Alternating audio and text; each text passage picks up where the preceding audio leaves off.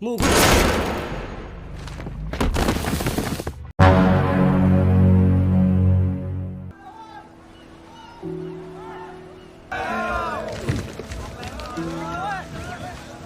story begins by introducing a retired soldier named Zhang Yao, who now works as a fisherman in the middle of the sea to support his family. After 7 months of sailing and fishing, Zhang Yao finally returns home, only to be shocked to find his shop closed. A neighbor informs him that his wife has been caught up in drugs and has sold both their house and the shop. In response, Zhang Yao immediately goes to the underpass, a gathering place for drug addicts trapped in addiction.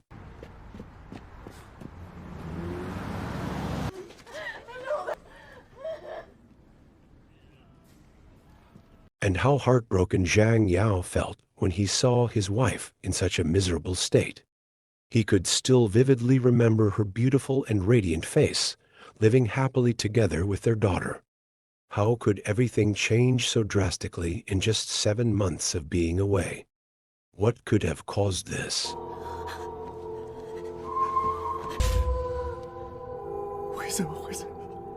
It turned out that while Zhang Yao was away, his wife, who ran a small shop, was tricked by some drug dealers who spiked her drink with drugs.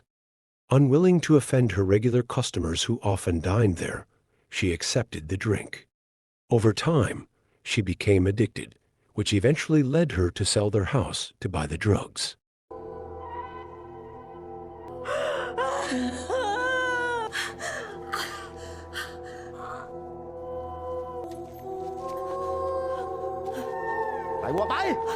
So, where was their daughter?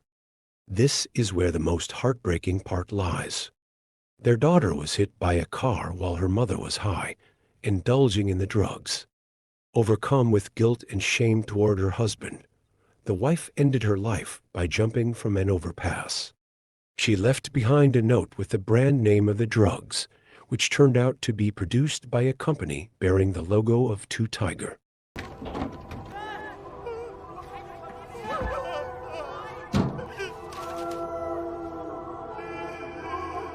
In stark contrast to the tragic fate of Zhang Yao and the victims under the bridge, the people involved in this business, such as dealers, business tycoons officials, and even the chief of police protecting the distribution of these substances, were happily enjoying the profits from the sale of these illegal goods. Everything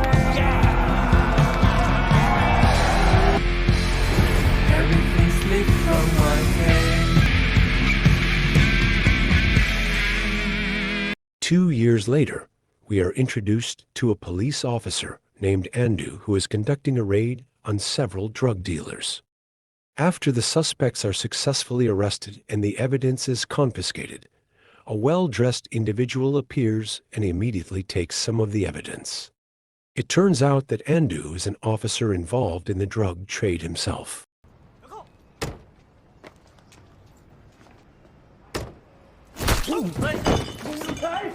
The well-dressed man immediately took the evidence to a large house, resembling a palace.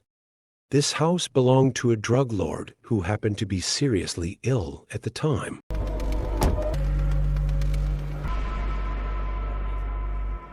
He is your boss, Mukun, the one most responsible for all the drug trafficking. Realizing that his life wouldn't last much longer, Mukun ordered his trusted ally, Herda, to find his long-lost son to take over his role in this business empire.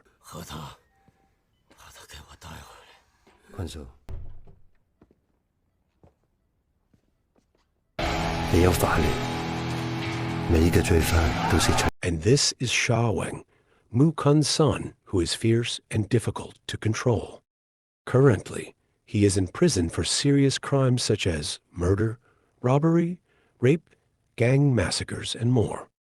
Some even say that Sha Weng occasionally eats the flesh of his victims, a testament to his brutality.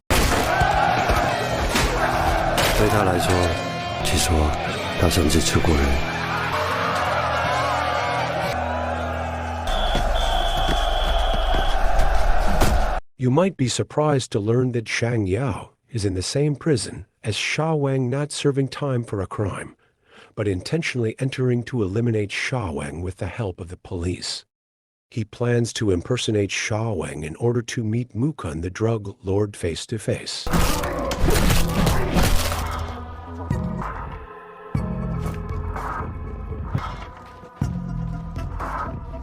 No one knows who has been helping Zhang Yao get this far, but everything has been meticulously prepared, from his hairstyle and facial scars to the manipulated identification card. As Zhang Yao was being escorted by Mukun's men, the crew on the ship turned out to be hired assassins sent by someone to kill Sha Wang. And this is what unfolds.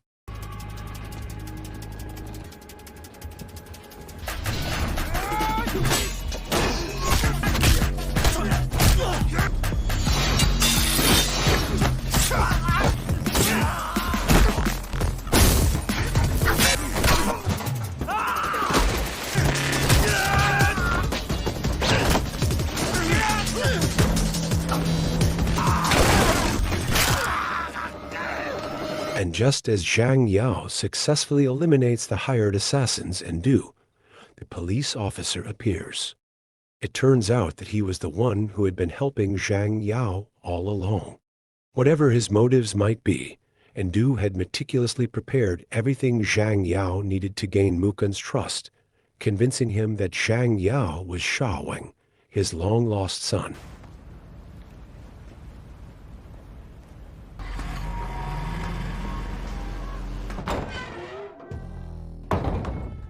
Arriving at Mukun's mansion, Zhang Yao flawlessly played his role as the infamous and fierce Sha Wang.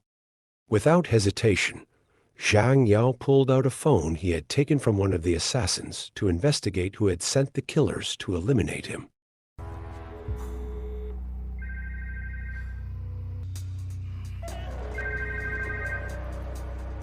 And yes, the phone belonging to a member of the council rang when Zhang Yao called the number. However, don't be deceived, the true mastermind behind the hired assassins was none other than Herta, who had secretly slipped the phone into the council member's jacket pocket. No.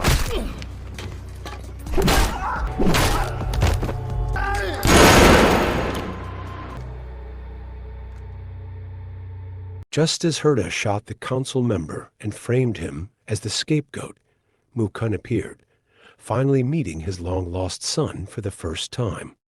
As someone who had been in the criminal underworld for a long time, Mukun was always cautious of every possibility. Pretending to wipe the blood off Zhang Yao's face, he handed the sample to a nurse for a DNA test to confirm whether Zhang Yao was truly his biological son.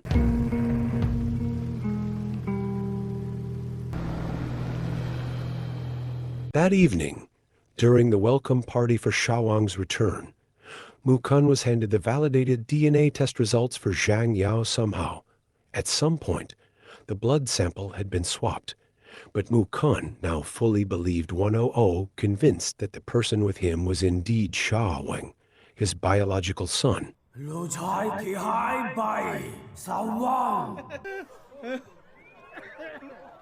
In front of everyone, Mukun introduced Zhang Yao as his long-lost son, who had returned. Mukun officially handed over his business empire to his son, and also presented him with a valuable amulet necklace as a symbol of the official transfer of power.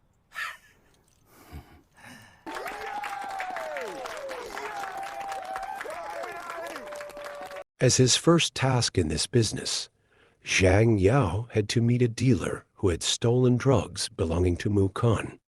Accompanied by his loyal subordinates Herta, Zhang Yao went to a building to meet the dealer in person.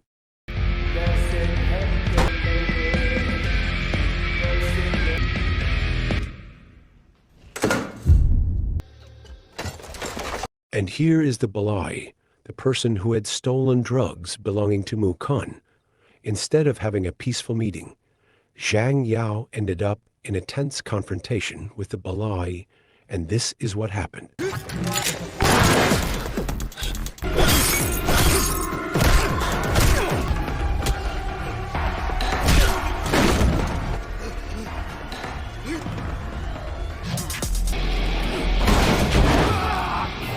When the Balai was in a desperate situation, he finally confessed to his actions. An unexpected turn of events occurred when Herta's subordinate, who was supposed to protect him, instead intended to kill him. However, somehow, Zhang Yao managed to survive. He was seen returning home with Balai, who had now officially become his subordinate. This, of course, made Herta very upset because, besides his subordinate failing to eliminate Zhang Yao, Mu Kun was even more proud of Zhang Yao for managing to turn an enemy into an ally.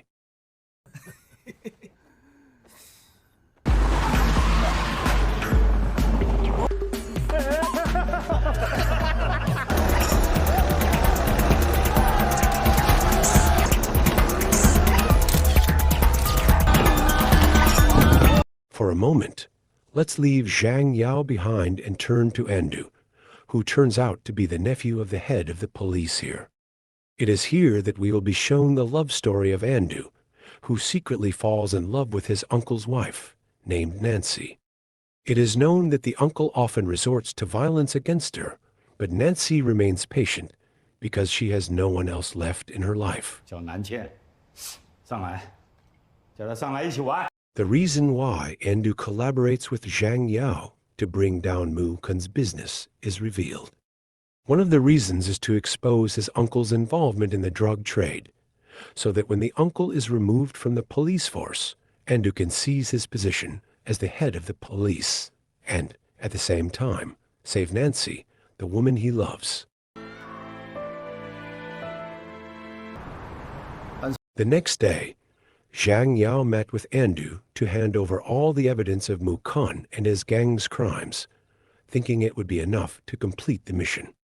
Zhang Yao seemed to have to remain patient a little longer because Andu instead gave him a new task, to find Mu Kun's private steel room containing hundreds of millions of dollars, transaction records, and a list of everyone involved. Not only that, Andu also asked Zhang Yao to provoke a war between Mu Kun and the police chief. This task wasn't actually related to the mission, but was more of a personal matter to expedite his uncle, the police chief, stepping down from his position.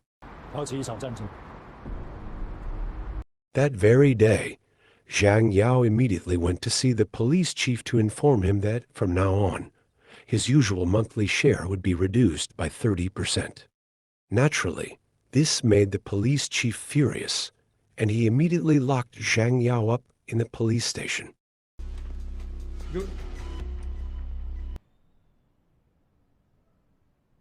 That night, Balai and his troops came to rescue Zhang Yao by shooting up the police station. At the same time, the police chief, who was on a phone call with Mu Kun, was startled by the highway exploding. As a result,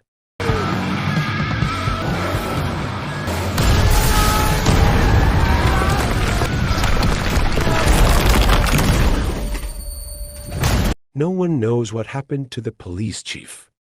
As for Zhang Yao, Andu suddenly appeared to free him and immediately escorted him home, as Mu Kun was currently in critical condition.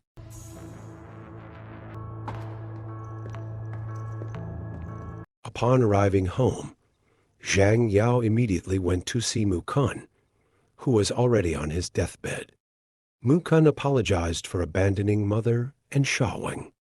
As a form of atonement, Mu Kun revealed the location of his private steel room in the company building, along with the key that had always been on the pendant he had given him.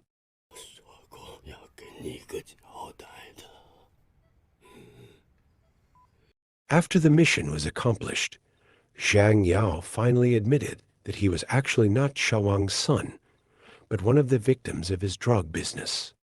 Upon hearing this, Mu Kun immediately suffered a heart attack and died on the spot.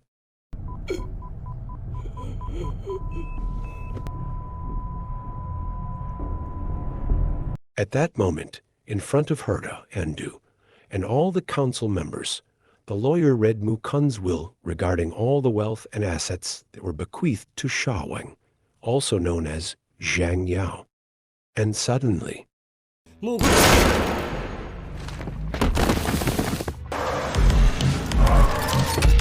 Yes, Herta shot the lawyer because she could no longer bear hearing Mukun's final message, which did not leave her any wealth or shares whatsoever.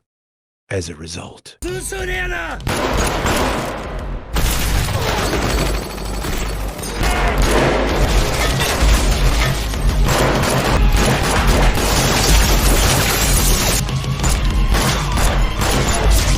in the midst of the shootout between Mukun's loyal followers and Herta's forces, Balai suddenly appeared to help.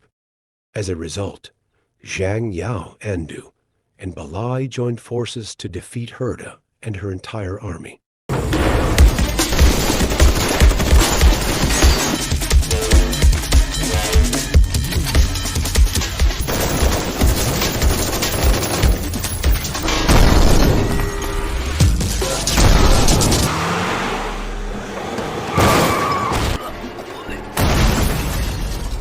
After everything was over, Zhang Yao immediately handed over the necklace to Andu to bring this mission to an end.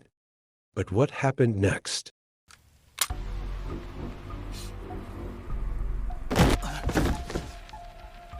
Yes, who would have thought that Andu was actually an evil and cunning person, where Balai was also one of Andu's subordinates, intentionally placed by his side as a spy for Zhang Yao.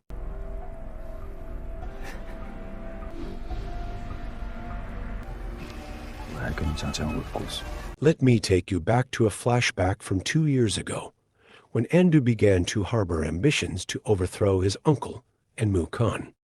By chance, at the right moment, Zhang Yao pleaded for justice for his wife and daughter.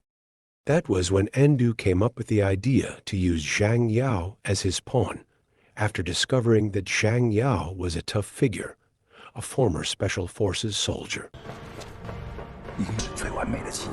As the person assigned to find Sha Wang, Andu took advantage of the opportunity to start his plan, beginning by convincing Zhang Yao to believe that he was sincerely helping to expose Mukun's crimes. He bribed the prison officers so that Zhang Yao could enter the prison where Sha Wang was held, arranging everything needed for Zhang Yao to disguise himself as Sha Wang. Then he accidentally met Balai, whom he recruited as his subordinate by promising to give him the drugs, his favorite commodity. Not only that, Andu also tasked Balai with eliminating his uncle, the police chief, during the incident on the street that exploded the other day, using a knife that had Zhang Yao's fingerprints on it.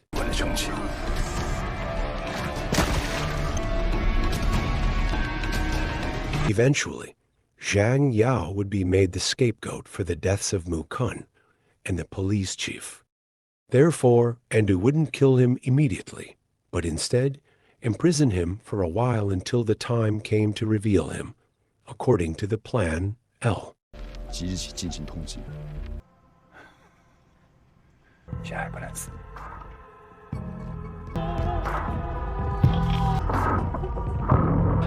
In a short time, Andu was appointed as the police chief, replacing his uncle who had died.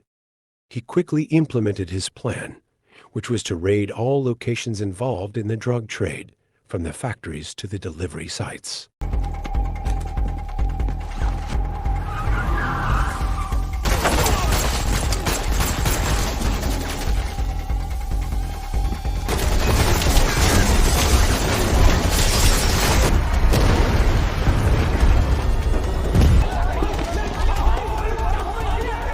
After his dream was realized and he was hailed as a hero by everyone, Andu finally went to the building where Mukun's private iron room was located.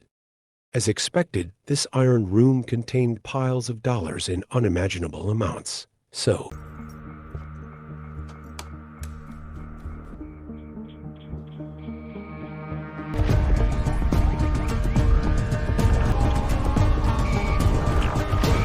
after everything was in front of him, Andu was now ready to execute his final plan, to blow up the temple where Mukun and the police chief would be laid to rest, with attendees including officials, businessmen, law enforcement, and everyone who knew about Mukun's drug business. It could be concluded that Andu planned to eliminate everyone involved in this business to ensure that no witnesses would threaten him in the future.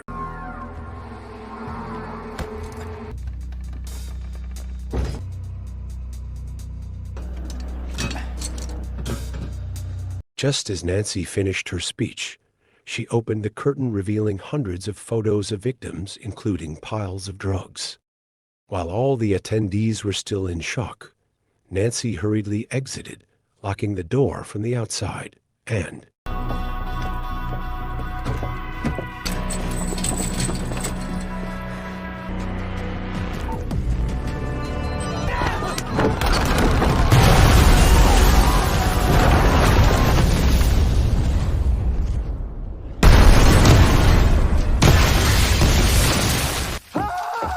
not only did the temple explode, but also the iron room that was right behind Andu and Zhang Yao.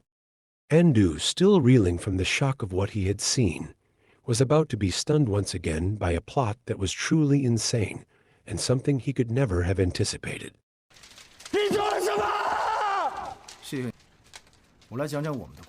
This is where the real plot twist will be revealed.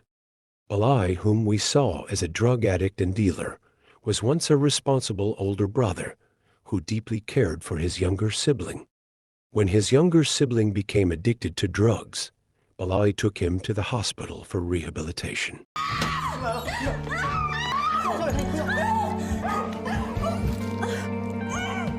That was where his first meeting with Nancy took place, who turned out to be one of the doctors at the facility. Unlike Balai and Zhang Yao, who lost family members to drug addiction, Nancy's father was an honest police officer who was strongly against corruption. When he refused a bribe from Mukun and the police chief, Nancy's father was immediately eliminated by being made to overdose.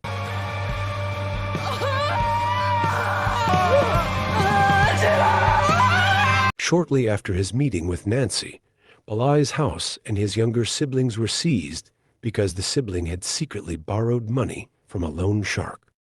As a result, both of them were forced to move under the bridge, which became a special shelter for people caught up in drug addiction. Some time passed, and Balai's younger sibling took his last breath, with Nancy visiting the underbridge for the first time. It was here that the beginning of their meeting with Zhang Yao occurred, as they all shared the same fate, lives ruined because of something forbidden.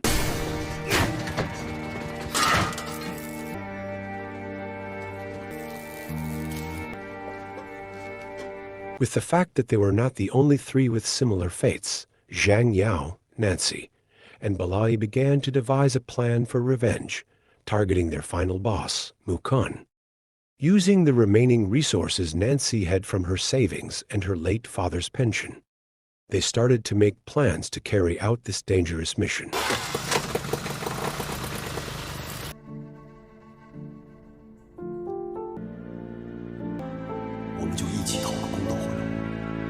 Using her beautiful appearance, Nancy managed to win the heart of the police chief and began to gather information.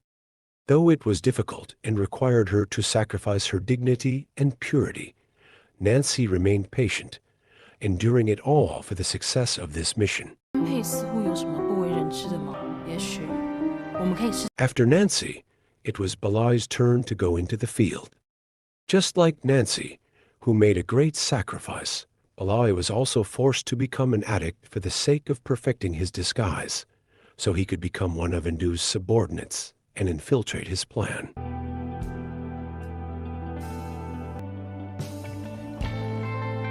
Taking advantage of Andu's ambition to bring down his uncle and Mukun, it was Zhang Yao's turn to play the role of someone seeking justice. After the three of them had infiltrated the core team, the families of the victims from under the bridge began to be involved. This included the nurse assigned by Mukun to check Zhang Yao's blood, Balai's forces who participated in shooting up the police station, the highway officers who blew up the road taken by the police chief, the TV reporters who continuously provided information, and many others. All of them worked together to uphold the justice that could not be achieved by the law enforcement itself. 说得好精彩。 Whatever Zhang Yao's next plan was, Andu immediately ordered his subordinates to eliminate Balai and Nancy So.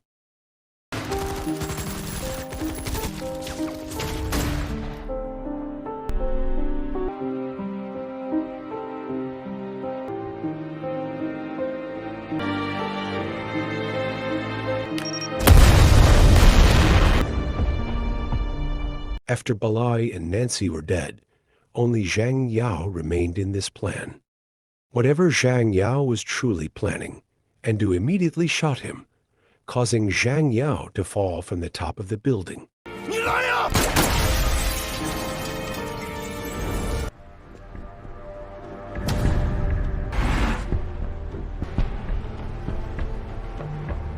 Yes, it seems Andu had forgotten that Zhang Yao wasn't just the three of them, but there were still several others, one of whom was the female TV reporter. The recent shooting was clearly recorded by a camera and broadcast live on the billboard screen. As a result, the central office quickly learned of it and immediately executed Andu on the spot.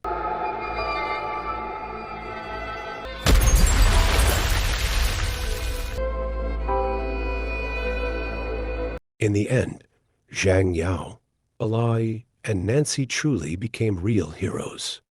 Even though their deeds were not known to everyone, at least the families of the victims under the bridge knew about it and would serve as living witnesses to the struggles the three of them went through.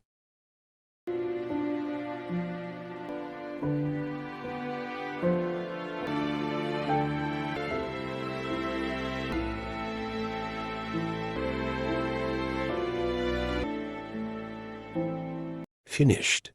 The lesson we can take from this film is avoid drugs, because once you're trapped, your future is at stake. Choose a path that is healthy and meaningful, because your life is too precious to be destroyed by harmful substances. Remember, true happiness is never found in drugs, but in the wise decisions you make every day. I am Wing, the most Sigma person in the world, and I want to say thank you for watching and see you in the next video. Thank you.